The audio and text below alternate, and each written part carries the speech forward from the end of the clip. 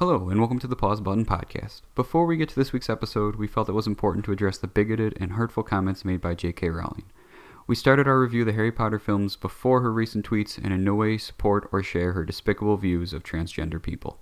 Trans women are women, and trans men are men. We also believe that while Rowling created the world of Harry Potter, her art is not dominated by her views, and the joy, nostalgia, and messages of the wizarding world belong to everyone who has enjoyed this franchise over the years. A donation has been made to the Transgender Legal Defense and Education Fund on behalf of the Pause Button Podcast, and if you want more information, their link is in the description below. We hope you enjoy the episode. Hey everyone, this is your host Brian, and welcome to episode 26. Today's topic, quarantine. Thank God for webcams, right? But what if I told you that you could touch, taste, and smell through a webcam too? Interested in experiencing all 5 senses while online? Then I've got an invention for you. Find out about all that and more on this week's episode of the Pause Button Podcast.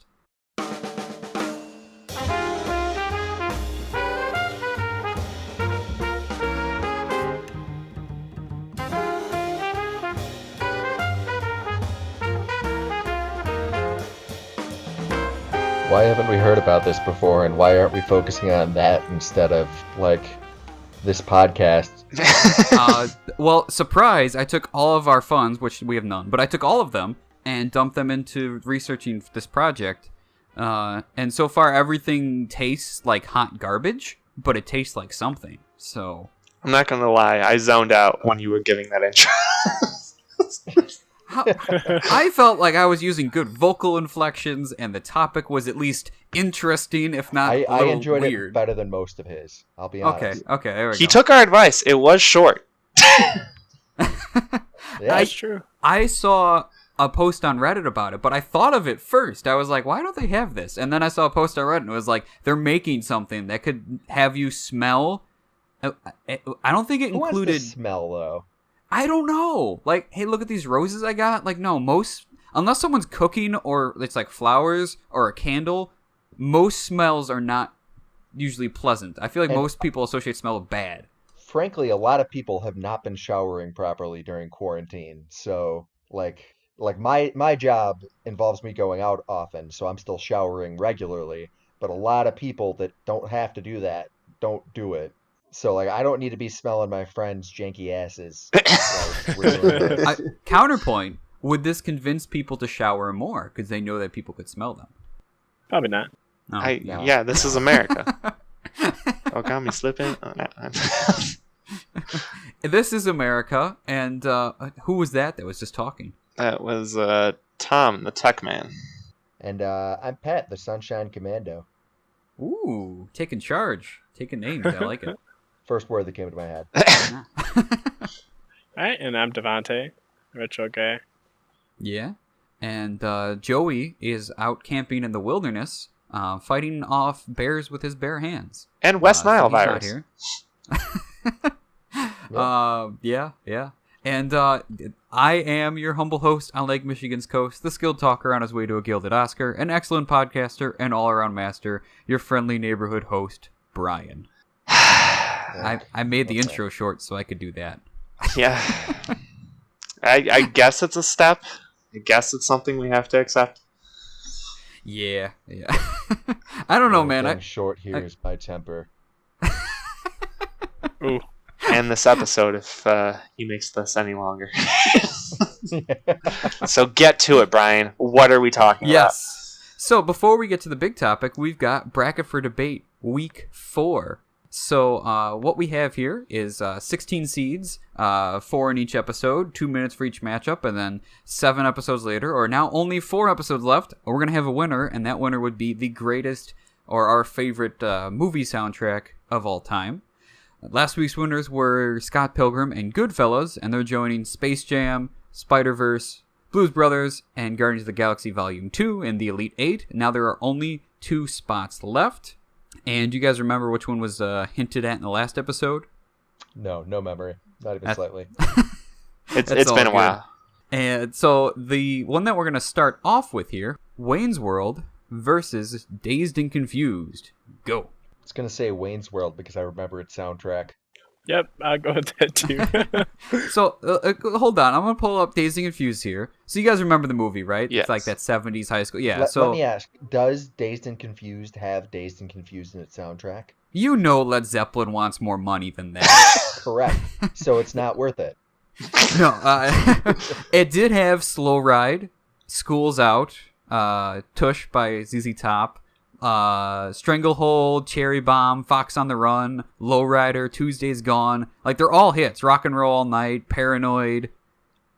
I think for me, it's like Wayne's World uses its songs for the plot and for like comedic scenes, like when they get Garth doing his Foxy Lady bit. So Yeah, with the little ears. Yeah. I feel like as a result, just based on pure utilization of its soundtrack, I'm gonna go Wayne's World still. Okay. I'm gonna say Dazed and Confused. Okay. I mean, it's a fair choice. They're both good.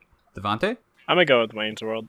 That's a good choice. I will also go with Wayne's World, because as I was looking at these soundtracks, they're both great, but I feel like Wayne's World chose some choices that aren't expected. Like, they have an Alice Cooper concert, and they don't play School's Out, or, and, Yeah, like, that's true. They did Feeding My Frankenstein. yeah, which I arguably might not even know about had it not been for this movie. Of course, Bohemian Rhapsody, that got shot back up into the stratosphere, #1 spot again because of it. And Time Machine, the Black Sabbath song that they play when he's getting pulled over by the cop and he thinks that he's the Terminator. Oh, yeah. Yeah, that's a great scene, and it's a good song. So, You've seen this boy. yeah, it's been... What's weird been 2 is minutes. what's weird is Dazed and Confused has School's Out. Yo, yeah. No, I mean, like, Dazed and Confused has good stuff, but it's all kind of like But the it's- obvious choice. But it's just weird that Wayne's World doesn't and Dazed and Confused doesn't. Dazed and Confused had a school in it, man. What, are you Alright, kidding me? I was gonna say we might need Joey's opinion, but as of right now, we don't, because it's 3-1. Dazed and Confused will stay here, and Wayne's World moves on. So this next one is the last one that's a surprise. You guys don't know these two. There's no contest, but it's gonna be fun. So here we go with Guardians of the Galaxy, Volume 1, of course, awesome mix, all that, and Batman Forever. Go. I'm Guardians. gonna say Guardians. What? So this was done. contest. It's This gonna was be done at fun. random. What is fun about this? You just listed a great movie next to an arguably so bad it is good movie. It's not about the movie. It's about the soundtrack, and I have 4 words for you: Kiss from a Rose. That's true. No. That's a fair point. Gave us Uh-huh. a really funny community scene, but I'm still gonna have to go ahead and say Guardians of the Galaxy. Yeah. That's a reasonable choice because any sane man would say Guardians. Apologies I feel to like my some- man Seal. Oh Yeah. God. There might be some people who grew up in late 80s, early 90s that like have so much nostalgia for this movie, and they don't like Marvel movies, and that U2 Was, song. Was Nicole Kidman in Batman Forever? Let's do a What? quick search of the Right, page. because it was Alicia Silverstone as She was. Batgirl. She was okay. I think She Nicole was a Kidman doctor. was super hot in that movie. I mean, I just think Nicole I Kidman's don't hot.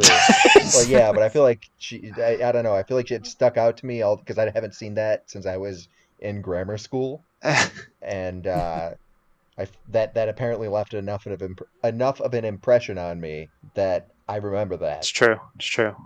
It's sad that she almost considered dating Jimmy Fallon. Oh, we all could do better than that. Yeah, we could.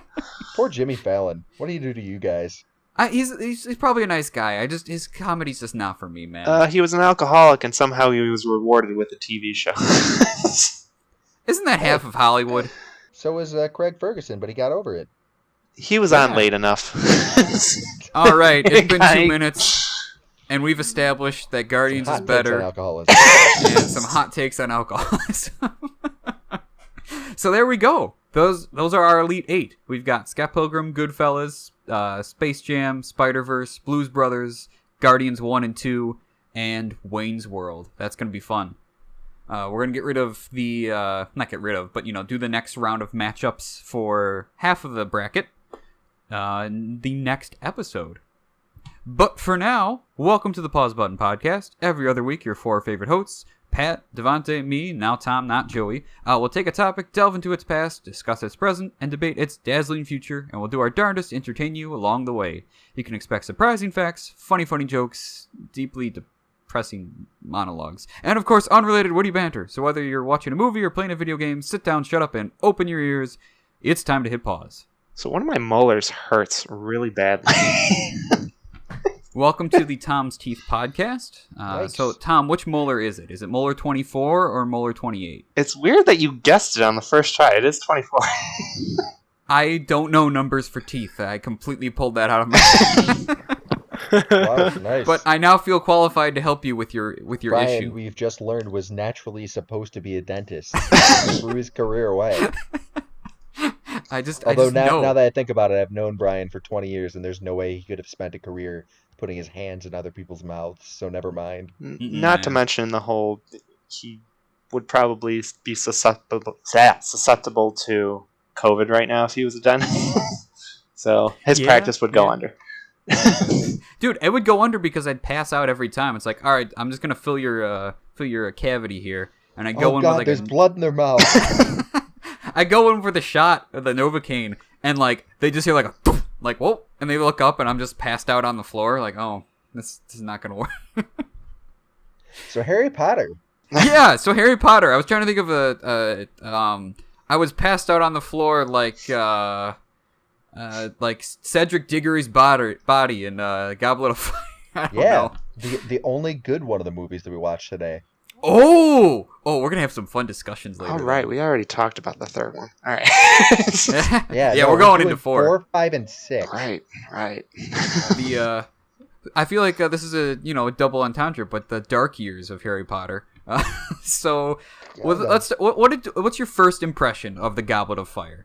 Goblet of Fire is, I think, a solid adaptation. It still, as someone who was an avid reader back in the day, it still cuts stuff and adds stuff that I think are weird choices and doesn't fully flesh out certain aspects of it.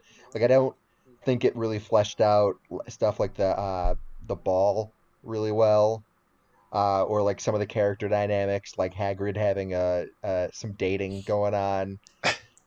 It cuts out the introduction of Charlie Weasley to the series for the first time. Who becomes a little more important in the later stuff. But I thought it was overall a solid movie. I really like Mad-Eye Moody in them. I really like the 10th Doctor. David Tennant's in this one. Briefly. Surprisingly. I have a lot to say about David Tennant, man. He's really, really cartoonish, but I still enjoy him. And I really didn't like when they randomly decided to do the opposite of what Dumbledore reacts like to Harry being in the Goblet of Fire in the book, where it says he calmly asked Harry if he put his name in the Goblet of Fire. You put your name in the Goblet of Fire! Yeah, you put your name in the Goblet of Fire! What are you talking about? It's great. Just literally, you wait for him to slap Harry twice, and that. Before he has the chance to answer, just backhand him. It would make up for the past 3 movies where Harry just stumbles into bullshit. All right. I also really like the ending with Voldemort and everything. It's still a creepy moment in the movie. So yeah, there's a lot we gotta talk about there. Tom, what did you think? Overall, pacing was probably the best out of all the movies, I would say. I just made a face at the camera. That's fine. I don't care. Some things to say. And we're gonna have some hot takes. And honestly, it held my attention the most out of these next 3. That's pretty much all the good things I can say. Okay. Devontae, what did you think of this one? I thought it was alright. I mean, I don't really have any other opinions on it, just because, I'm not the biggest Harry Potter fan, so, just there for the ride, basically. Listen to you guys' opinions on it. I just watched it as, from an outsider standpoint. I get you. I'm more of a fan of the rival series, the Charlie Bone series. The what? Yeah. I've never even heard of it. Exactly. But I'm going to agree with Devonta here, although I am a big Harry Potter fan. This movie is all right. And while it's While it's not a bad movie, the director, Mike Newell, is not Alfonso Cuarón or Cuarón or however you pronounce that guy's name. The director for 3 was just better in so many ways. Yeah. And Devonta, you said that you're along for the ride, and I feel like this movie is a ride. It's just like boom, boom, boom, boom. There's no breathing. It's just constant running. You didn't like Daniel Radcliffe's hair, the longest it gets in the series here? I was okay with their hair. Yeah. It's weird, but that's what happens when you you get a little bit older and you discover what you can do with your hair. You just let it go nuts. I had hair the like guys that. Suddenly had long hair. It's true. The Weasley twins, Ron, Harry, they're all it's down to the shoulders. It's weird. It specifically feels weird because in the books they talk about how all their hair stays the same, and it just seems to be a wizard thing that you have one hairstyle unless you use magic. And then in the movies, they're fuck it, crazy hair. Well, I will say Harry's. This is probably the closest to Harry's hair that he's supposed to have from the books, right? No. Wild and unkempt. No, he doesn't have it down to his shoulders. Okay, yeah, that's a little exaggerated. That's fair. I mean, it's really just supposed to be. It's not wild. His hair is just a little spiky and a little messy looking. Like a main title anime character. I just generally imagine that he has bedhead a lot of the time, or that's how it looks. Okay, yeah, that's fair. That's a good way to put it. So, right from the beginning, I started to have so let's talk about the story for this one. Right from the beginning, there's just some stuff that just it's on and off. He starts off writing this letter to Sirius, and he addresses it to Sirius, which I feel like in the books, doesn't he address it to Padfoot? Probably, but the third movie never addresses who Padfoot, Prong, and everyone are. That's fair. That's a fair criticism. Yeah. But then shit, I really like doesn't. Yeah, and they just brush right over that. I really like Barty Croucher, technically Mad Eye, teaching them about the curses where they're all having fun with Imperio, and then he's like, but it's actually fucked up though. And they're like, oh, yeah, it is. I mean, it's a little bit weird that he tortures Neville with the curse that his parents got tortured with, but the guy is a murderer. So as far as teachers go and crazy murderers, he didn't do half bad. No, I mean, he's trying to stay somewhat in character. And honestly, most of the stuff teaching he does is probably pretty similar to what Mad Eye Moody actually would have been doing, because they have the same personality. Pretty crazy, yeah. Yeah, kind of over the top, bit of a hard ass. Speaking of hard asses, I think Durmstrang is a school for Kyles and people who listen to Shinedown. It just really... Does anybody else get that vibe? That's Monster a take, Energy? I guess. No? Am I the one who felt like that? I mean, it's definitely a little bit more of a serious school. I took it. They take themselves a little more seriously than Hogwarts, which is, I think, reflected by the fact that, Hogwarts headmaster is Dumbledore, who's a little more whimsical, whereas Durmstrang's headmaster is it Karkaroff or something? I can never remember. Yeah, Karkaroff. Something Eastern European sounding. Yeah, exactly. Although he has my favorite moment in the movie when he names Barty Crouch Jr. and he goes, Barty Crouch! And then there's this long pause, and they all look, and he goes, Junior! Yeah, sure, man. Way to be extra about it. He also has my least favorite scene in the movie, where he cartoonishly sneaks into the Goblet of Fire room and closes the doors as if he's about to, I don't even know. It's just oh, I'm supposed to think he's sketchy. Yeah, he is sketchy. He's got the dark mark on his arm. Isn't that sketchy enough? I don't need an extra scene of ho ho ho, I'm gonna do evil things. I don't know. I mean, fair point. Yeah, just thought it was a little weird. And then, okay. So, Pat, you mentioned it. I'm going to get right into it since it starts off like that. What insane thing does Dumbledore do in this movie? The first thing he says is he goes out right up to the podium and just shouts, eternal glory! Okay, chill out there, Dumbledore. And he's never chill the whole time. No. Even before he yells at Harry in the one room and rushes up to him and all that, he screams his name twice when they're in the room with all the schools. Yeah, he's a little more chill in the third one with this new actor, but the fourth one he goes all out on just being completely different than what Dumbledore used to be. Such a great change. I mean, it's enjoyable on screen as far as characters go and telling the real story. It's not, but it's fun, it's there. Well, it's just a nice departure because in the first 3 movies, yes, he's kind of calm. He just seems like a frail old man. In this 4th one, he's like, no, fuck it, I'm moving around. People are getting shaken. Like, I'm doing stuff. I'm moving. I do need to give him, at the end of this, though, I do have to say, he does own up for his mistakes. He kind of sits down and he's like, you know what? I screwed it up pretty bad. Sorry, Harry. And it's like, yeah, you did.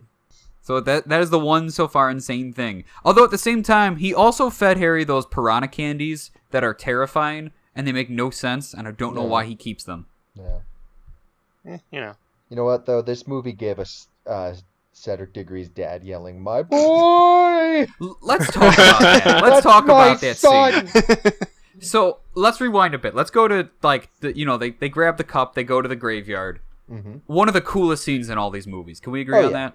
Yeah, all the graveyard stuff is great. Yeah. It's legitimately creepy. If you hadn't read the books, you wouldn't know what's coming next. And Cedric Diggory's death is a real punch to the gut, and it's the moment the series grows up. Like, legitimately, all those things are still true in this movie. Sure. I completely forgot that Dumbledore walks up to Cedric and touches his face with his foot. He, like, pokes his body with his bare foot. Yeah, I didn't even notice that happens. He's so weird. Who is the actor again? Do you guys remember? I look this up. Cedric Diggory's actor? No. Ray Fiennes. Ray Fiennes. Okay. So good. The second he's there, he's dancing around, waving his arms all weird, and like he's barefoot in this robe thing, and oh my god, man, he commands that scene. Yeah, he's solid. He was a good casting choice for Voldemort. And then when he touches Harry's scar, the one point he's like, I can touch you, and he touches him on the scar, he screams too. But from happiness, he's like, yay, I can do it. It's like, God, he's messed up. Yeah, he's kind of a lunatic, but like he brings a certain cunning to the role, which I appreciate. He's definitely a little more cartoonish than how I always imagined Voldemort, but it's fine. I've grown used to him over the years. Yeah, he kind of fits my mind of what he is now. Even if it's in the books, I wish they wouldn't have done the whole "he has no nose" thing. Yeah, he's a little too snake-like. Yeah, it's just for sure. It's so off-putting. Like, if I saw that dude on Halloween, I would not go to his house with candy.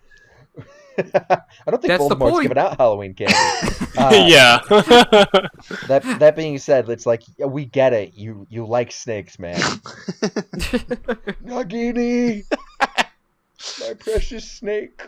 So I got a little bit of like interesting things here. The dragon, most CGA and all that, but they use the basilisk prop. Yeah, they're not real. But they used the basilisk prop from the second one, kind of repurposed it. And the band that they had at the ball when things got rowdy and like the rock band was playing, the Weird Sisters. Part of them are from Radiohead, which was surprising because they don't sound anything like it. No. But surprising. Radiohead's known for like their artistry and like being like almost like too artsy, up there and all that. And the song they played was called Magic Dance. And I'm like, it's just like a random filler moment. Yeah, it's a throwaway. They're not going to put a ton of Give me something a little better, man. I don't know. Yeah, it's like this guy likes music or something. Oh, God. Hey, shout out to those ice violins, though. With Flitwick leading the orchestra with the ice violins. That's the coolest thing I've ever seen. Yeah. Go get yourself a see-through violin, then. Yeah, they probably exist. Probably. One other thing. When Harry goes up to the pensive, the thing with memories and all that, the Deathly Hallows symbol is there on like a little knick-knack. It's like a shape. Oh, really? That's cool. Yeah. Setting up. I'm assuming that the 7th book had already come out. Yeah. Yeah, at that point, it had already been out, so people knew the end, but yeah. Shall we move on to the next movie? I got one more thing to say, and that it's, well, you know what, I'll include that in the wrap-up. So, what do you guys think over... Oh, no, we didn't get the, Okay, real quick, your tone, your like, opinion on the tone or the style, the directing, all that stuff, the music, the CG. I thought... We kind of touched on this a little. I thought it worked really well, but it was, the movie feels lighter and a lot more... It feels tonally almost in between 2 and 3 for me, for a lot of the movie.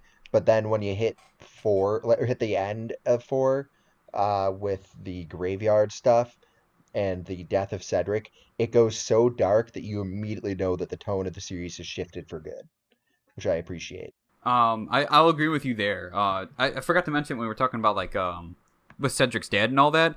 There's like an inside joke in our group of friends where like that's a funny moment, like my son, my boy. But like when I'm watching it, like I'm getting really sad. I'm like, this is, and like the juxtaposition of like the happy music playing and Harry's screaming and crying, like that I really liked.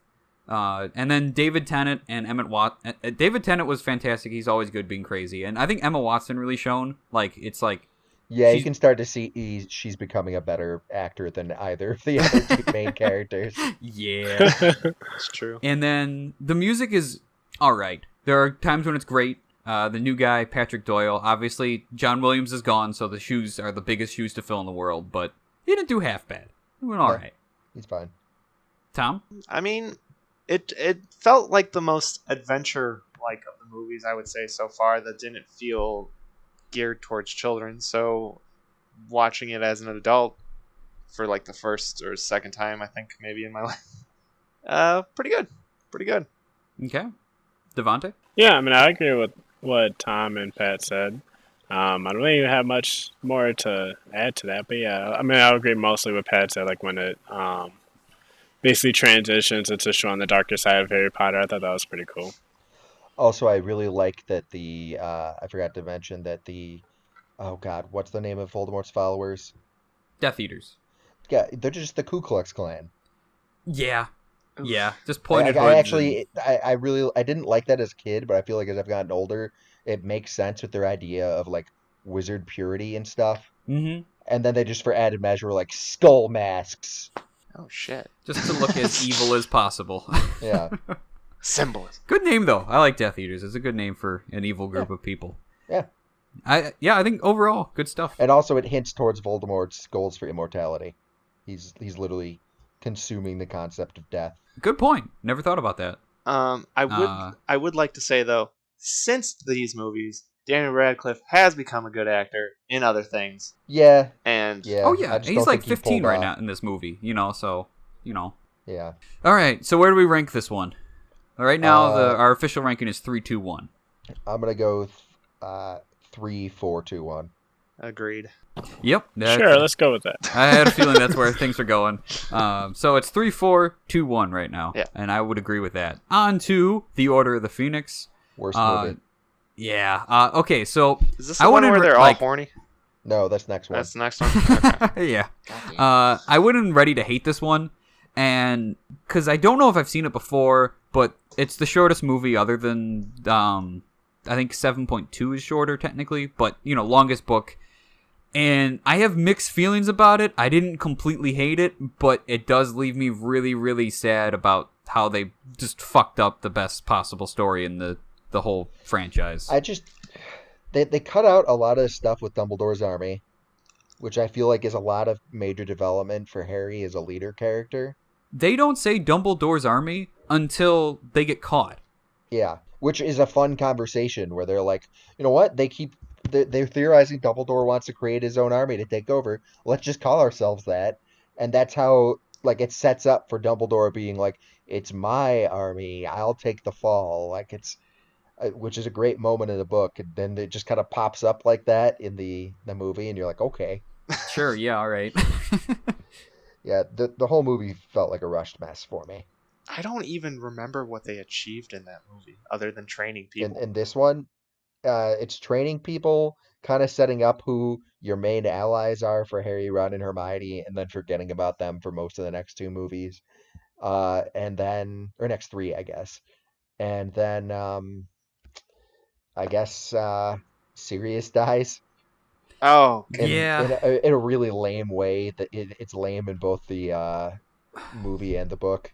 Yeah, That's mainly where my criticism, as we get towards the end of the movie, that's my main criticism of it and all that. Ooh, why is that gate not expanded upon? I don't understand. Well, yeah, it never becomes important in any of this and stuff. that seems like a very important fucking gate.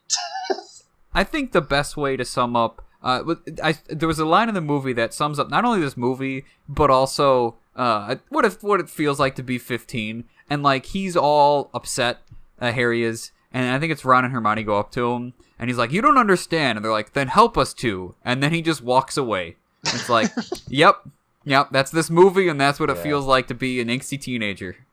Also, like, J.K. Rowling told them that they can't cut the character of Creature because he's important later on, which is why the fourth one definitely didn't come out before 7. Yeah, we might have been wrong there. Hold on. Yeah. I'm going to quick search But that. in any case, she tells them they can't cut the character of Creature. So they threw him in, like, 2, like, background sort of focused on scenes and don't, like, set up any of his stuff involving, like, Sirius's brother that becomes important in the 7th one, or, like, Creature being, like, really racist. Right. Against muggles and mudbloods and all that. Yeah, he was just kind of there to just be there for a little bit. It's like, you should have... Okay, whatever. Yeah. And you are correct. Deathly Hallows, the book, came out in 2007, and Goblet of Fire, the movie, came out in 2005. So I guess she just... I don't know, maybe she made that in her garage and told him to put it in the scene? I don't know. Yeah, maybe. Huh, that's surprising. This movie came out the same year, 2007. Weird. Gotcha. Okay. Another random point that I have to make, just a little stuff that annoyed me because there's so much in this. But okay, so I still remember like, you know how they had the little pictures in the books of like each chapter just to give you a taste of what was in it, and it's a picture of Hagrid with a piece of meat on his face because he's gotten beat up by his brother and all that, or his half brother or whatever, and he has the piece of meat in the scene in the movie, but he never puts it on his face. He's just holding it. And then he just gives it to Fang to eat, and it's raw meat. I'm like, everything about that was wrong. Like, he could have just killed his dog. Dogs can eat raw meat. Can they? Yeah. Yeah. Oh, I've never... Okay. I mean, do you think wolves cook their food? No, but it's hot. You know, like, it's like still hot from being alive. This was just meat. It could have... I don't know how meat works, all right? What you talking about? Yeah, what? What eat raw food? No, I'm sorry. That's fine. I work in a hospital. What do you mean? Would it not be bad to just go to the grocery store, buy, like, some prime rib, and just throw it on the floor for a dog? Isn't that, like, couldn't he get worms? Isn't that how you have to cook your food? Yeah, but it's not... Yeah, see? But... It's not, like, terrible. But that's also it could be still better. Kind of processed meat there, a little bit. Well, this isn't processed meat. This is Hagrid's dirty face. You don't know where the fuck he got it. He lives in a modern world. There's other things to argue. I'm going to say something good about this movie, and then let's hurry through this movie so we can stop talking about it. Okay. I like Umbridge's actress. She does a good job. She makes Umbridge. She makes you hate her really She easily. really, like, she hits that perfect note of, like, the lady who's like, "Oh, I'm so sweet. Aren't I sweet?" And everyone can fucking see through it. And as she proceeds to just be the worst possible person ever. So, Imelda Staunton was her name, or is her name, the actress. And she's one of the worst villains in history, in, like, the best way. Like, up there with, like, Joffrey, and Stephen King said that she's the greatest make-believe villain to come along since Hannibal Lecter. I haven't seen any of the Hannibal stuff, but, like... She's definitely pretty awful, and I really like that. I don't know if I would fully agree with it in some senses, but she's very realistic in a lot of her cruelty, and which I know that's ironic to say considering she uses magic torture instruments, but, like, you get what I mean, that, like, harsher punishments than there should be, and, like, playing on the pride of a 15-year-old to not tell actual authority. Am I wrong to think she's a fascist? Like, she had, like, an inquiry squad going around, and, like, she is. Yeah, I was like, that's She was man, ready that's why I hated her. Filch whip the Weasley twins. Yeah, and then she was gonna torture Harry with the Crucio curse there. Yeah. Does she die? No. Okay. She just gets, like, mentally kind of fucked. Okay. Yeah, she appears in the 7th one. Does she? Yeah. I don't remember if she pops up in the movie. She does in the book. She does. I remember seeing she's going to Okay. come back. I think in 7.1, when they go to the Ministry, probably. Okay. Yeah, she's definitely there then. Yeah, so also really quickly, what insane thing does Dumbledore do? Of course, he enters screaming, as usual at Harry's trial. He's like, "Oh, I'm here." He did yeet himself out of his office in the coolest way possible. Like, you got to give him that. Would you like to describe how he eats himself out of this? Possibly the coolest clap I've ever seen on screen. Like, And then, okay, so he's going off against the darkest, possibly most powerful wizard of all time. And he's like, I'm going to put him in a ball of water. And, I guess it works. What do you mean you guess? It works. His plan, okay, so, like, his plan in this one, just like Voldemort's plan in 4, this one it makes no sense. He's like, oh, Voldemort's going to try to, like, spy on you, so I'm going to distance myself from you. Like, that's not going to help Harry. That's just going to make him feel more alone. I don't know what you're doing here, man. He's a sniper on the hill watching his target or his base. What do you mean? Did it work? I think so. No, it didn't. The whole end is a mess. Sirius dies, and at least the world discovers that Voldemort's back, but the Ministry's attacked. Literally every prophecy they've ever made is gone. Just gone. Look, Sirius died to bad writing, not to the plan failing. the right. Okay, so the ending here was the most rushed thing. The movie itself, it had 4 montages, which I hate montages. But just the end of, like, that scene in his office, Dumbledore's office, where Harry's pissed and Dumbledore's calmly taking it and letting him just get out all his emotions, and he's like, I know I failed you. And, like, Harry's like, the fuck you, man. And he's, like, throwing shit around. Like, that scene is one of the best scenes in the book, and it's hardly in this movie. It's just like, yeah, sorry he died. And Harry's like, yeah, but at least I've got friendship. And then the credits, I'm like, that's a shitty ending. This is a dark movie. Yeah. In the book, it's really nice that, like, it feels very cathartic when Harry's just shouting at Dumbledore for not trusting him and conversing with him in any way, which is what leads to them having, like, an open dialogue in the 6th one. Yeah. So it really sucks that you don't get to feel, like, the satisfaction of Dumbledore getting, like, told off for essentially causing Sirius's death. And there's those scenes where Harry's, like, going up to nearly Headless Nick, and he's like, is he going to be a ghost? Why is he not a ghost? And he had, like, that shard thing where he's going to talk to him, and he keeps looking at the shard, thinking he's going to show up, and it's just like... Yeah. Also, the stuff with Harry and Snape is really... why, when it comes down to it, Snape is still a really bad person. Yeah. The occupancy stuff, it's like, it's good that you're teaching him, but then it gets real he does a really crappy job of it, and then he just kicks him out when Harry finds out too much, and then in the end, you're like, man, even though we know, like, future spoilers, but, like, we know that Snape is a good guy in the end and was always protecting Harry, but not really, because he's another reason why all this happens. Yeah, the imperfections of the people who are supposed to kind of protect him and all that. Really should have taken Harry under his wing. Really should have. So, probably would have. All right. Let's talk about, like, the directing, the tone, the style. This movie was the only one not written by Stephen Kloves. This one was written by Michael Goldenberg. Do you know what movie he wrote after this one? Ryan Reynolds' Green Lantern. Oh, that's why. Ooh. That's why. Oh, explains a lot about this guy. Yeah, it explains a lot. On the bright side, Nicholas Hooper was the guy who wrote the music, and I think he did better than the last guy. Not John Williams, but the Patrick music's Doyle fine. That's wizard music, sure. Anytime they fly, the CG looks weird, like the broom chase at the beginning, or like the going to the Ministry at the end there for the big fight. It's just like, I don't know about the broom chases being weird though. It seems okay.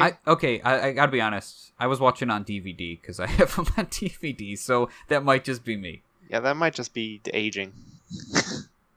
All right. So overall, sum it up. What do you think of this one? Bad. Throw it in a gave a dumpster. thumbs down. I don't know, like those old ET cartridges. Put it in a coffin. It rushed a lot, and there was a bunch missing, and the montages could have used another 20 minutes. But I think they did some stuff right. The themes they somewhat hit. Umbridge was good, and I feel like the source material was too good for this to be a complete shit show. So I don't love this movie, but I definitely don't think it's good either. I have very mixed feelings about it. It just doesn't feel like a wizard movie, you know? It just doesn't feel magical or whimsical in any sense. No, it is a magic trick, because they took the best book and made it the worst movie. Oh, God. I wouldn't say best book. Certainly longest book. It's probably my second favorite. What do you like better? Is it Prisoner? Azkaban. Yeah. All right. So speaking of ranking, let's rank this. Right now it's 3, 4, 2, 1. Just put it at the bottom. We all did. 3, 4, 2, 1, 5. Yeah. Can I not get anybody to agree with me that this at least is a little bit better than anything else? No, one was good. Yeah, 1 I still enjoy. It's just a little too whimsical, and the acting's kind of rough at times. Yeah. I think this one might be better than 2. 2 kind of drags on, but we have 2 above 1, so... All right. But what about Moaning Myrtle, right? That's her name? Moaning Myrtle was in her 30s or something. She was 39 in that bath scene in Goblet of Fire, man, which is real weird. I don't like that. Yeah, I forgot. Oh, man, we forgot to talk about that. She was creepy. 39. We couldn't talk about Goblet of Fire any longer, but that is a creepy scene. Man. Really weird. You're right. Imagine if the genders were reversed there. Oof. Nope. Don't want to.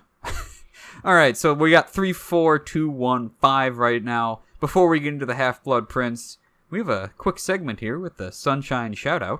Okay, I want to give a Sunshine shout-out to those people out there recording the people freaking out about their masks when they're asked to wear a mask to get on the bus or go to the grocery store, and then they throw a hissy fit.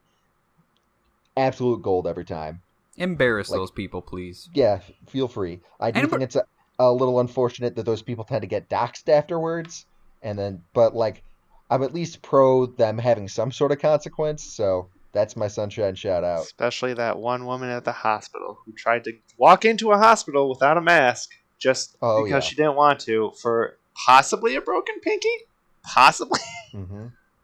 Tape it up, I live with a broken pinky every day. It's true. It's true. For the last Joey picked the right episode. 8 years. We keep telling you to go get that fixed. It's never happening. It's probably already ruined for life. Tying that into Harry Potter a little bit, don't tell me you don't get at least glimpses of, in Harry Potter 5 when they're all like, Voldemort's not back. It's like the virus isn't real, all that shit. Yeah. So, the last one we're going to talk about today, the Half-Blood Prince, which, of course, we all know is the worst titled one. That's for sure. Yeah. Not a great title. Going in, all I remembered from this movie and book was Snape kills Dumbledore. That's all I remembered. So I was pretty ready to fill in the gap of what... I don't know if I've ever even seen this movie before, but... I'll say most of my problems with this movie are kind of the same problems I had with the book, which is that this is probably my least favorite of the books.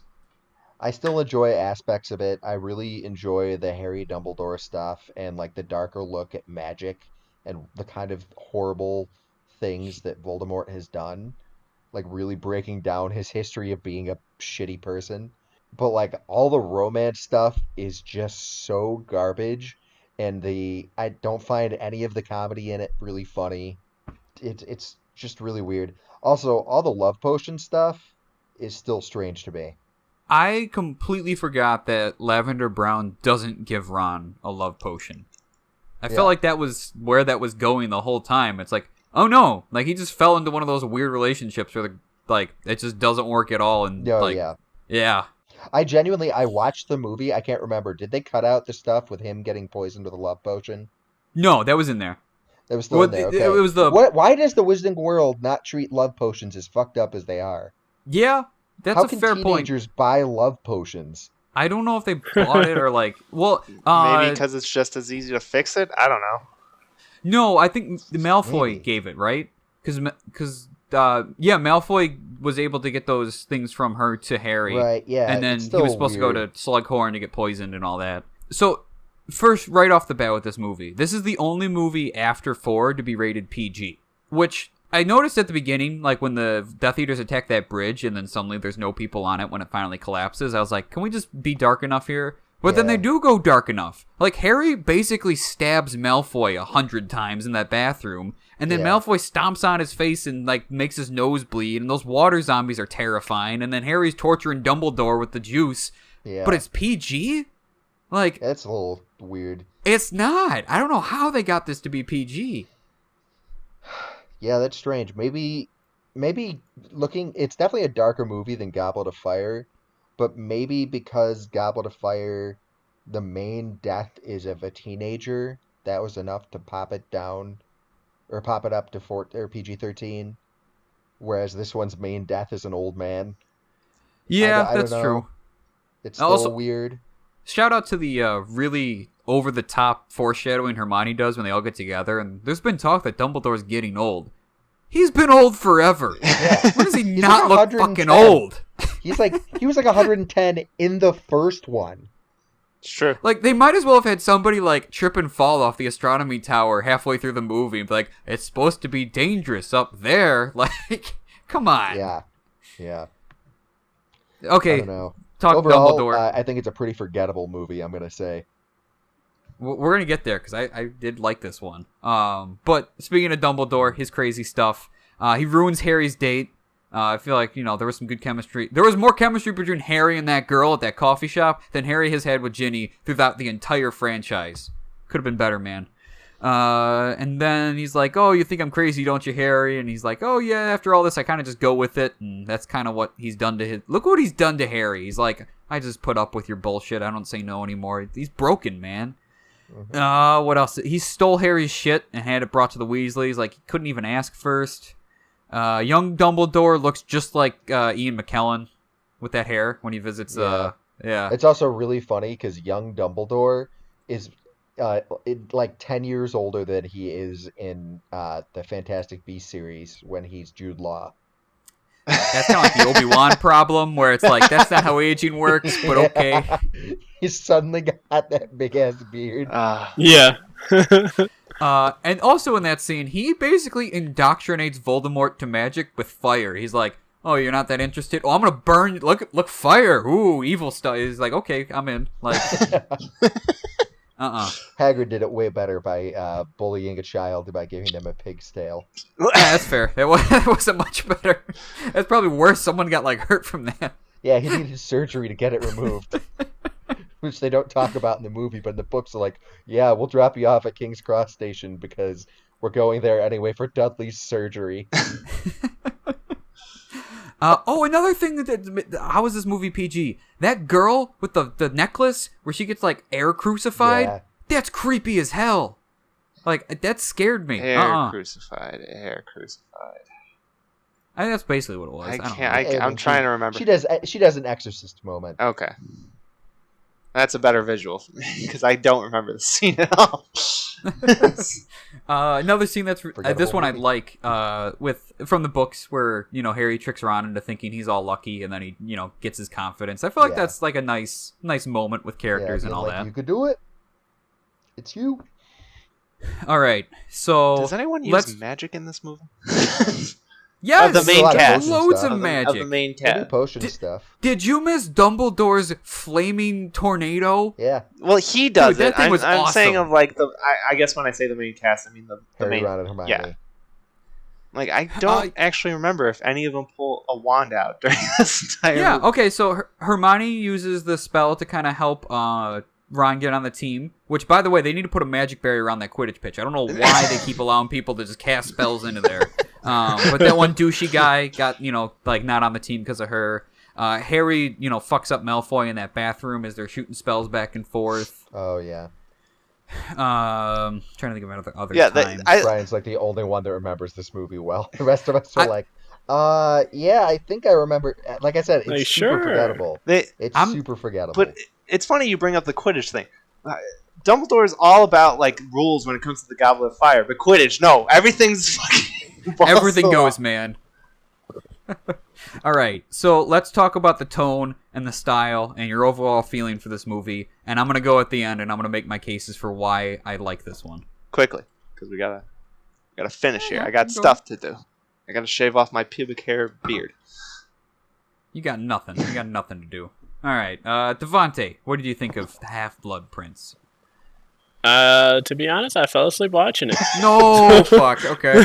So that would definitely go into how I felt about that movie. Totally forgettable. I think I honestly fast forwarded through parts.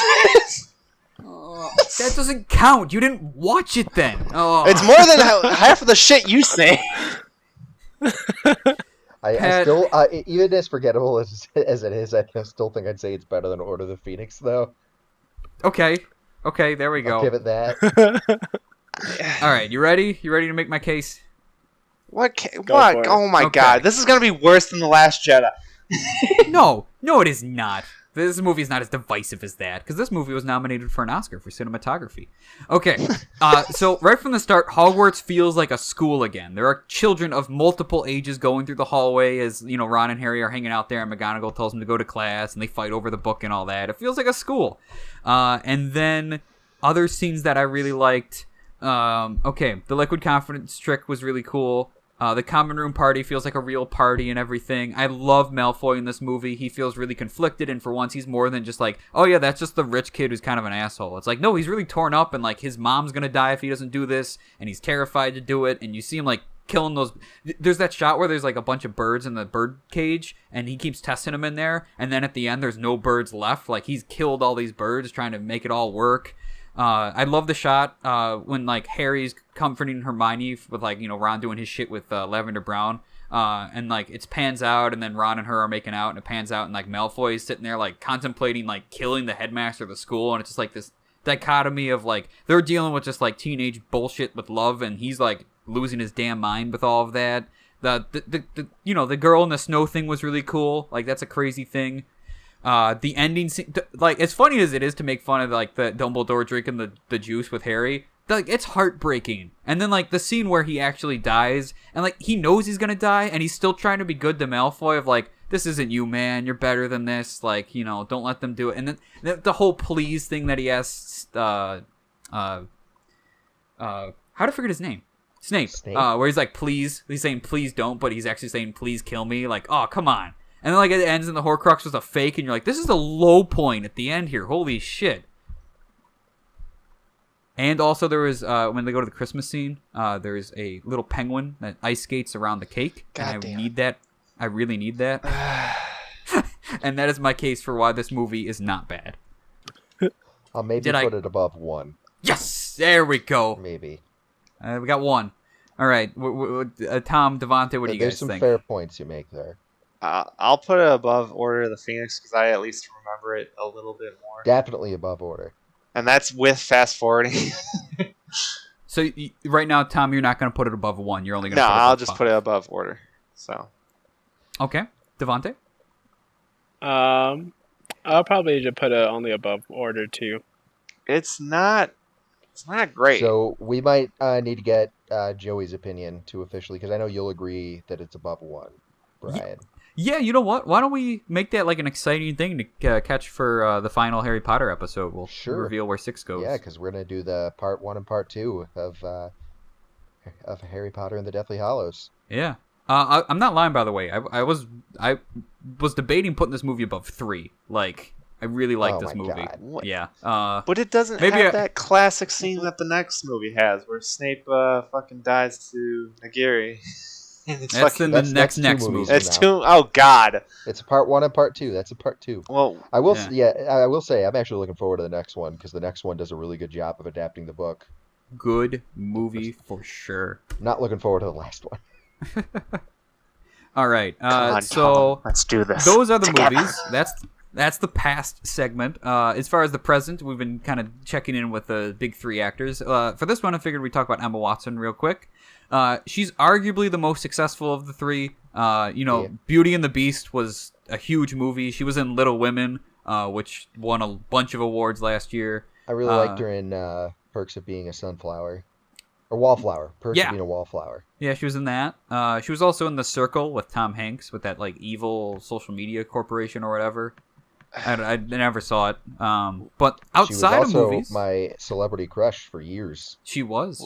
What was that? Everyone knows in this group. What was that Seth Rogen movie? Oh, she was in the End or what's the Apocalypse movie? This is the End or something. This is the End. Like Yeah. She was really good. Her stuff in that was really funny. They are talking about how they don't want her to be uncomfortable, and they're afraid that she will think that they may assault her, and then she overhears them having this conversation and thinks they are planning it, she steals their shit and runs away. Oh man, she can be comedic. It's great. Outside of movies, though, she's appointed as a UN Women Goodwill Ambassador. And she helped create He for She, a group for gender equality. She's very vocal about it, and she's been big in like she's been posting a lot of like Black Lives Matter stuff on social media too. So she's very out there with her opinions. It's cool. Yeah. Now for the big questions. I only got a couple little ones here. What would your Patronus be if you're casting some spells to save your life from getting sucked out of your mouth? I'm gonna go with Golden Retriever. It's a good choice. An ocelot. Ocelot. Okay. Yeah, a little cat guy. Yeah, I like it. That's good. Devontae? Probably a panda cub. Dude. That definitely That's a good choice. Yeah. Fancy pandas for life. Damn right. Yeah, I gotta keep the dog theme going. Basset Hound, man. Like his like little like ears flowing through the Patronus and shit. Like I feel like that would get like more of him away because he's so big, chunky boy. I don't know. Wouldn't it be closer to whatever the heck Yogi was? I don't remember what breed of dog. Yogi's my spirit animal, man, not my Patronus. All right. Let's see. One more question. What character do you think you're most like, or somebody else in this podcast is most like? Whatever. I don't know. I'll say Maloney is definitely lavender brown. Oh, that's a low blow, man. She's nuts. She's straight up nuts in this movie. I don't know what I would be at all. Probably Slughorn. Okay. dude, he is easily the most teacher character I've ever seen on screen. He's like collecting kids, and he's got his shelf, and his like a little Illuminati meetings. Like, yeah. All right. And anything else? I don't know. I have no idea. We could claim who Joey is. He's not here. Oh God. Definitely Luna Lovegood. Dude, that actress is great. She's really good at Luna. Yeah, she was a fan of the books, and then just got cast for, I can't remember. I think she got some attention for something, and they cast her. Okay. Makes sense. Cool. Makes sense. She's good. So we about done here. Any other thought? Okay. So just like Slughorn's little hourglass that judges conversations, we're running out of time here. The next episode will be a video game one, but the episode after that, we're going to reveal where Joey and ultimately this podcast ranks the sixth movie, and then talk about 7.1 and 2, and a wrap-up of Harry Potter before we get to our big 1-year anniversary that's coming up. But for now, share us on social media, and we're up there and all that, and let us know what you think. We'd love to hear any topic ideas you've got, if you disagree or agree, because there's some disagreement going on now. We're on Twitter, Instagram, Facebook, all that good stuff. We're continuing to work on streaming, so you can find us there soon, on Twitch there. Our listen goals, of course, if one of our episodes gets 40 listens, we'll get drunk and record that. And if we get 20 subscriptions on YouTube, we're only 9 away. We will make a video episode for you. So if you enjoyed it, share with somebody. But thank you so much for listening. We do appreciate, you listening to us talk about these movies and all of that. But Tom, what are we going to talk about in that next episode? Next episode, we're going to talk about how Critical Role's back, baby. They're fucking back, and it is good to be a goddamn critter again. Holy shit. Ashley Johnson, hot as fuck. Let's go. All right. Okay. I was going to talk more about how she's coming up. There was a weird add-on in there at the end there, Tom. She's coming off that Last of Us 2 hype. I would have mentioned that or something. But I got excited. I will say, I wish I enjoyed Critical Role, because that fan base, some of the most passionate fans I've ever seen, man. You can every Thursday. We're every Wednesday, they're every Thursday. We're a hard act to follow. You got to give us that. It's true. Sure. But for now... Now we're going to hit pause.